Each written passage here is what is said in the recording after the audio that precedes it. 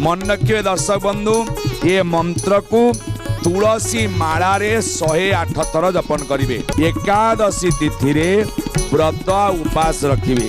81 दिन आकु आपण 16 माला जपिवे। छोटिया मंत्रटी ओम नमो विष्णुवे नमः।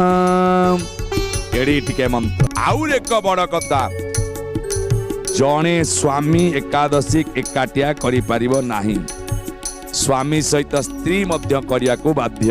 आउ जे जहार पाखरु भगवानंकर ये लीला ये अपूर्व संसार भितर जहा पाखरु ये स्वामी स्त्री पाखरु अर्थात स्त्री छाड़ी पड़ी जाइए, स्त्री पाखरु स्वामी छाड़ी पड़ी जाइए, निसहाय आपण माने मत एकाटिया जेत यही समय उइडो समय रे यही समय रे आपण एकाटिया करि परिबे। किंतु सधवा नारी